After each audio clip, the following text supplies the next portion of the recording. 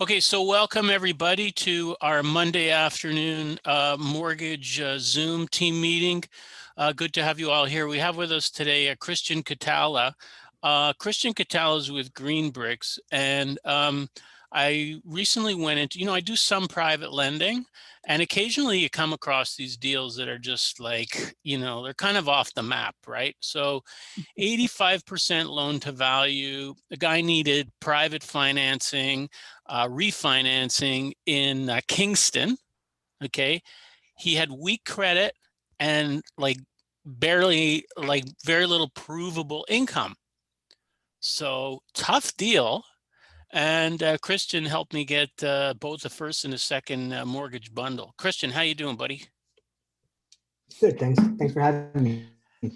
Thanks for joining. So tell us, if you would, tell us about yourself. Tell us about how long you've been in the business, what kind of mortgages you work, just so the team has an idea how we can work with you more in the future. All right. So here at Greenbrix, basically, we're like really an outside the box kind of lending company. There's no real rigid guidelines for what we will and won't do, right? So we do the standard, typical cookie cutter homes, residential mortgages. We do. We've done stuff. I just closed a cheese factory 2 weeks ago, up in Bradford. Sorry. No problem. For $4 million, right? So there's no saying what we will and won't do. We're doing a couple of development properties now. We're lending on. We do a lot of cottages, a lot of out of town stuff. St. Catharines, Windsor, Waterloo, out east. The good thing about us is because we have we have our own funds. Well, these are investors' funds. We're able to go behind our own mortgages. So a lot of times you'll hear the problem where we go get a second mortgage from something like we don't go behind privates. So that's a huge issue in this industry. Now we do because we go behind our own privates. So right. So keep it in the house. So for me, it doesn't matter because my first and my second are all in house. So I'll protect myself from any further liability. So we work together with my first and second investors to make an easy transaction out of the deal if something were to go sour, right? Okay, so this is the benefits of using us. Okay, so I'll just mention something and then we'll open it up to see if the guys have any specific questions.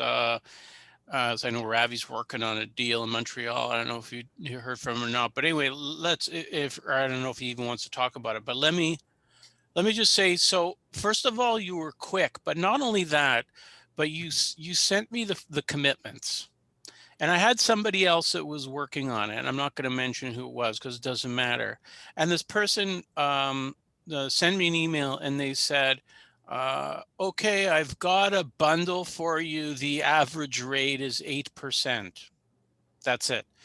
But he said he had the financing, but he didn't give me any more details than that, right? You actually said, now I emailed the borrower and I said, I gave him a breakdown. I did not send him the commitments because some people are leery about sending a commitment because it's, you talk about sales strategy, right? Like you send a commitment to somebody and you'd feel really bad if you did all that work, you send it and then the deal doesn't close, right? Or if you feel they're shopping or whatever, and they take your commitment, right? And they go. And so that's why I said to you, Krystian, I said, I'm sticking with you. I thought your pricing was fair. And you were the first to the mark, right? So, unfortunately, this particular deal didn't work out, right? But this deal came to me through a lawyer, and we were dealing with the borrower and with the lawyer the whole time. And we did our job.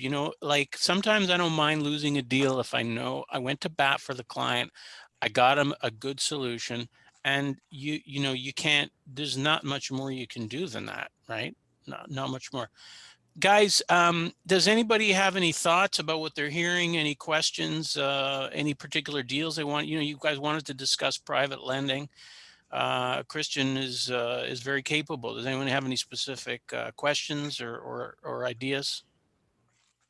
Yes, I think I will jump. I think, David, first of all, thank you, for sharing and bringing the Krystian. I already circled back with him, and I have shared some of the things possibly he can help, and he was right being a team player, he was able to use his network to take a shot. I will see how that panned out. But looking at the Greenbrix, I just like to know, and if we can focus.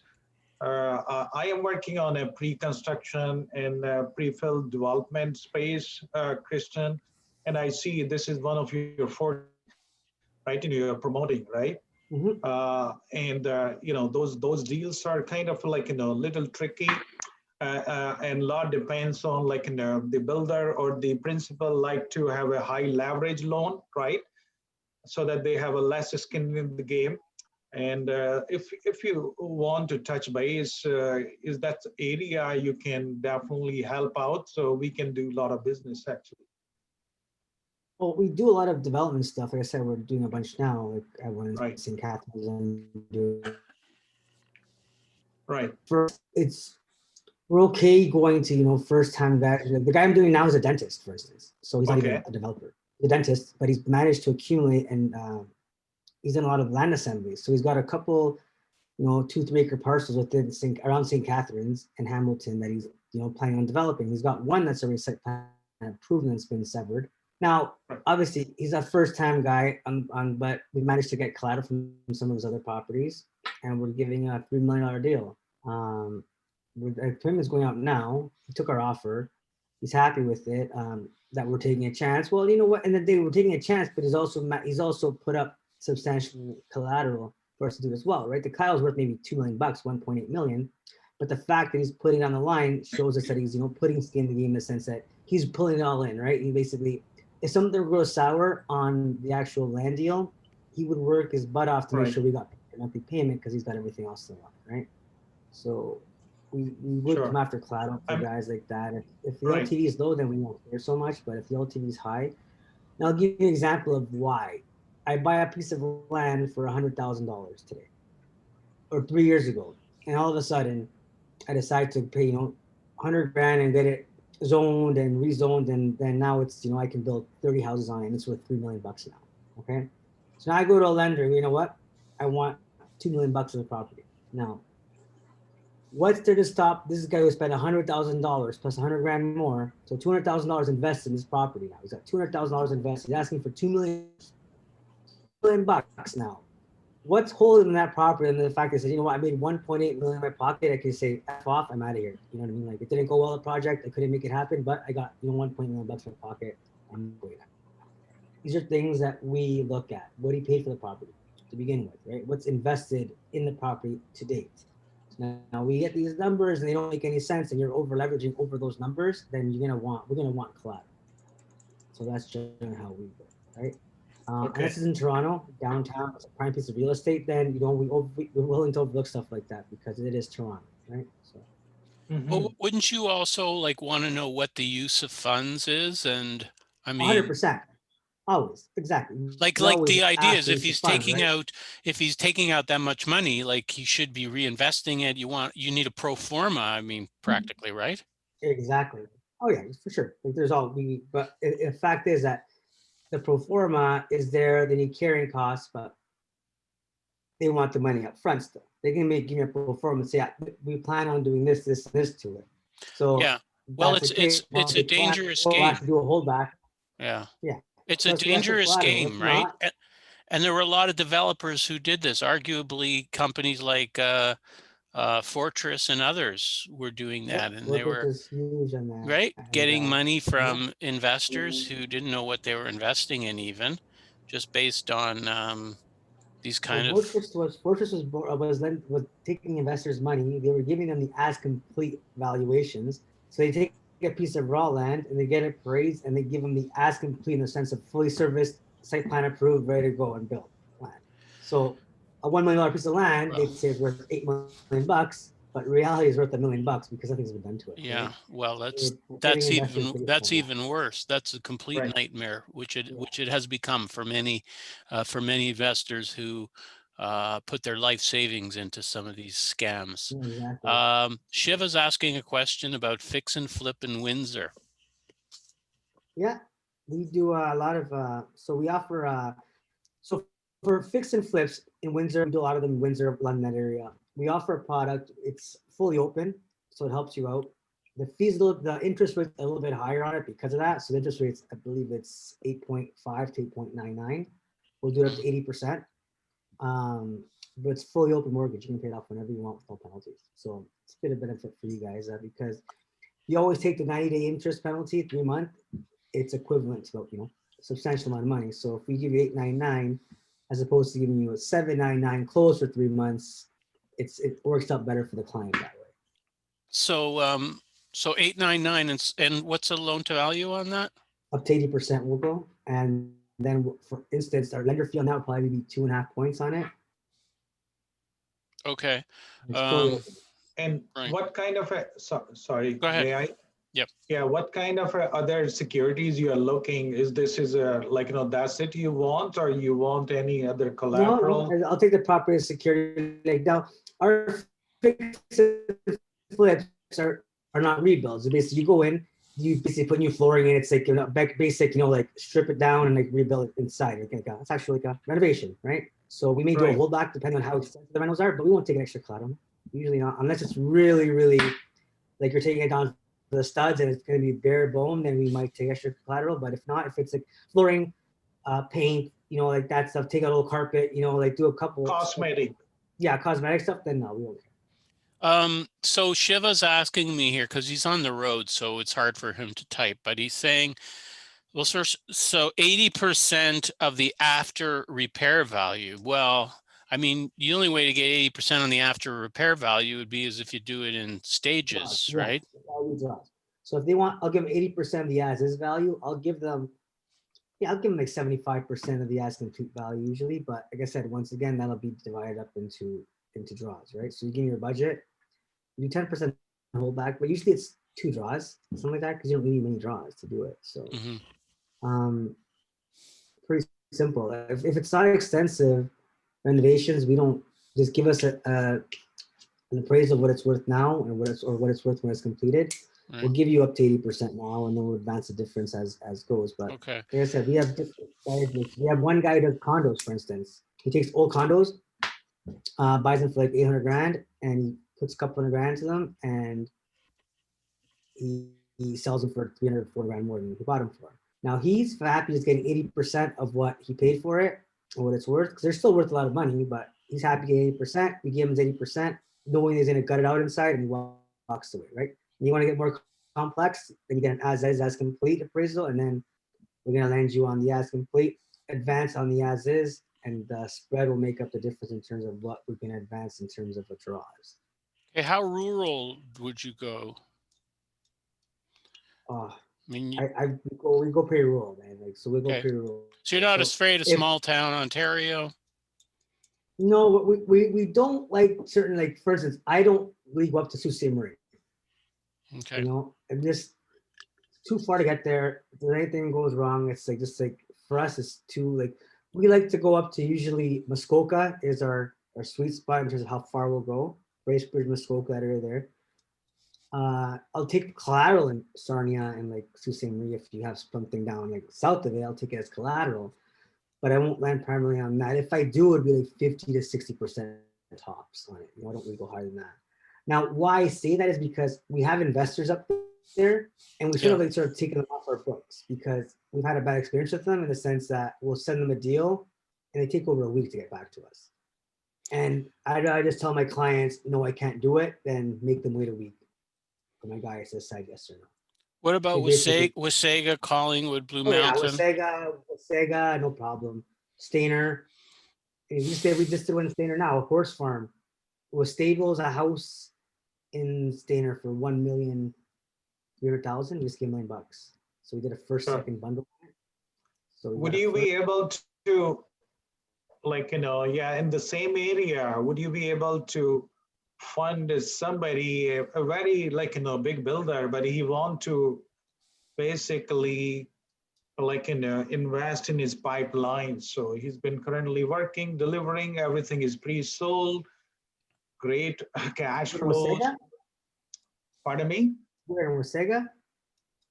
No, not to Wasaga, more close to Barrie actually. Say Angus, for example.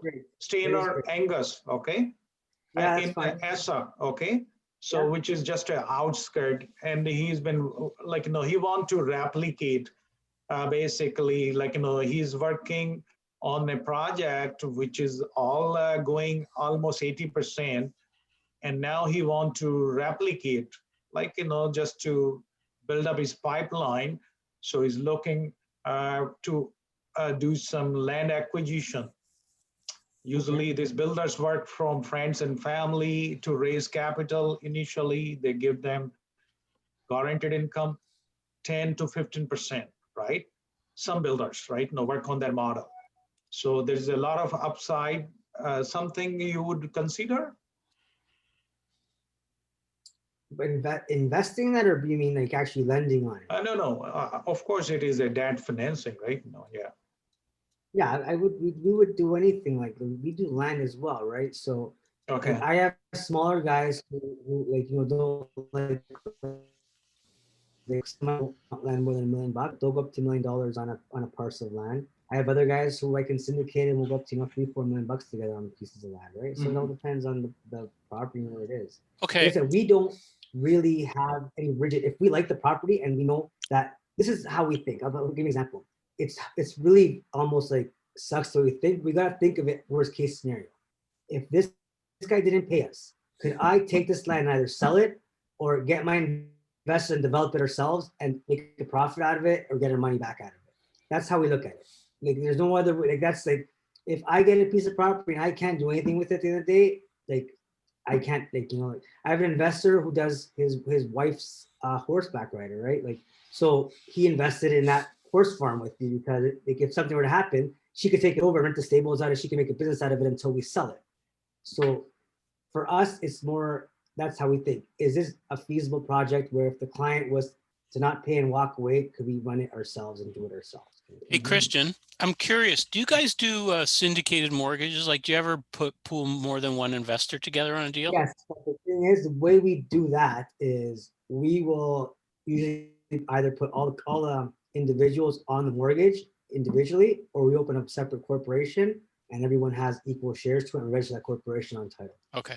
All right. So, Krystian, I want to thank you for joining us today. You were got a copy of an email with, well, I mean, do you send out email broadcasts? Yeah, you know what? I have, do you send me your database? I can send you guys all. Well, like, I mean, yeah, I've sent, you were copied on the email that I sent you this morning with, okay, I got that. with the team. So there's four, Okay. Raj has not officially joined us yet, but you have Ravi, Mike, and Shiva and Angela, who recently joined us. Okay, You have so their I'll send emails. out a rate sheet right now. Yeah, I'll send out a rate sheet we have, and I'll send out some recently closed deals. I have some recently closed deals. You can see we've done, and the recently closed were more like not like outside the box deals. Like we do houses like every day, like a house in Woodbridge and Vaughan and Brampton. That's easy. We do those all day long. But what these are recently closed are like difficult deals that you wouldn't get done just anywhere. So these are deals that we've closed. Okay, so by all means, we'd love to see that. So Yeah. please send that over too, if you would. Yeah. And guys, don't hesitate to reach out to Krystian. I'm sure he can help you get your private deals done if you need assistance. Krystian, thanks very much again for joining us. Okay. Thanks for having me. Take care, guys. Okay. Have a good afternoon. Thank you. Have a good afternoon. Bye. Bye-bye. Okay, guys. So there you have it. So did anyone have anything else?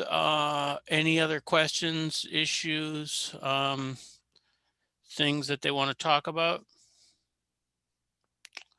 Mike, I'll let you know, the new website that I was developing, it is like ready to be launched, and I'm going to have a page for if you want to have a page like rockyourmortgage.ca/ Mike Wells. You can have your own page, and I expect it'll have like mortgage calculator and mortgage application. Okay. And yeah, so because you mentioned that once in the summer, and it took a while for me to finish this project, but we're nearly there. So Angela wants to be part of Rock Your Mortgage. And if you still want to be, I mean, everybody's welcome, but I know that Ravi and Shiva do their own branding. So just, just an FYI. Yeah. Okay, good. Okay. Anybody? Yeah, Ravi. So a question for the integration of that, like in the Philogix or I think you mentioned another program you're trying where you can do a direct application, right? Okay, so that's a good point of discussion. Right. So there's two systems out there that I'm hearing a lot about. Well, there's probably more than two, but Shiva's coming back in. There's probably more than two systems. Actually, I'm going to stop the recording because